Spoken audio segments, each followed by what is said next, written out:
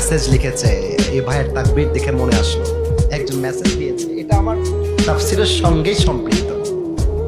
বলছে হুজুর খুব তো ফেমাস আপনি, দেখি মাঝে মাঝে মাহফিলে গেলে যুবকরা আপনাকে হুমড়ি খেয়ে পড়ে, কিন্তু ভোট করেন তো দেখি কয়টা ভোট আপনি পান, আপনার সংখ্যা কমে যাবে। এটা আমাকে মেসেজ দিয়েছে। আমি বললাম বেটা, মুসলমানদের বিজয় হওয়ার জন্য সংখ্যা বেশি হওয়া লাগে না, মুসলমানদের সংখ্যা যদিও কম হয়, ইমানের জোর থাকলে লাখো কাফের মুসলমানদের সামনে মাথা নত করতে বাধ্য হয়ে যাবে। বদরের যুদ্ধ, মুসলমানদের সংখ্যা 313, কাফেরদের 1000।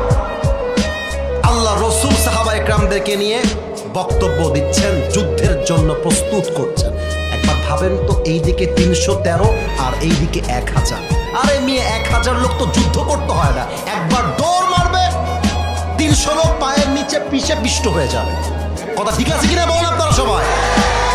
নবীজি ভাবছেন, কিরে বাবা এত সংখ্যায় কম, অস্ত্রে কম, যুদ্ধে কি আমরা আদৌ জিততে পারবো? এক সাহাবী দাঁড়ায় গেছে। হাদিসগুলো বললে আমার গায়ের পশমগুলো দাঁড়িয়ে যায়। দাঁড়িয়ে বলছে, আমি আরবিতে বলছি তারপরে বাংলায় বল, ইমদি বিনা ইয়া রাসূলুল্লাহ হাইথুমা তাশাই হাইথুমা আমারাকাল্লাহ। হে রাসূল, যুদ্ধের জন্য আমাদেরকে নিয়ে চলুন, যতক্ষণ পর্যন্ত এই দুই চোখের পাতা বন্ধ হবে আর খুলবে, বুকের তাজা রক্ত থাকতে একটা মুহূর্ত লড়াই থামবে না। আল্লাহু আকবার।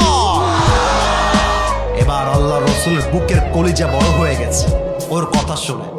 এবার নবীজি একটা ঘোষণা দিচ্ছে, শোনেন। নবীজি বলছে, কুমু বিনা ইলাল জান্নাহ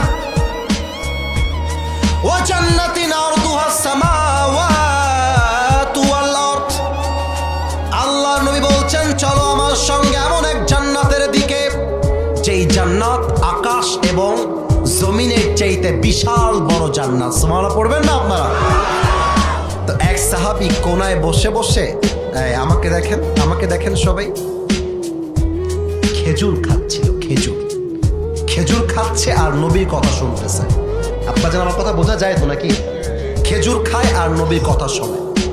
নবী যখন বলতেছে যে এই যুদ্ধে গেলে আল্লাহর জান্নাত পাওয়া যাবে, খেজুর খাইতে খাইতে খেলায় দিয়েছে আর দাঁড়ায় গেছে। দাঁড়াই বলছে, বাহ বাহ,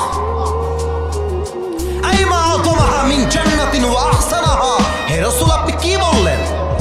আপনার সঙ্গে যুদ্ধের ময়দানে জিহাদ করব, আর এই জিহাদে শহীদ হয়ে গেলে এমন জান্নাত পাবো যেই জান্নাত আকাশ আর জমিনের চাইতে বিশাল। আমার তো আর তাড়া সইছে না, এখনই চলেন, এখনই বুকের তাজা রক্ত দিয়ে শহীদ হয়ে আল্লাহর জান্নাতের মেহমান হতে চাই। সুবহানাল্লাহ পড়বেন না আপনারা?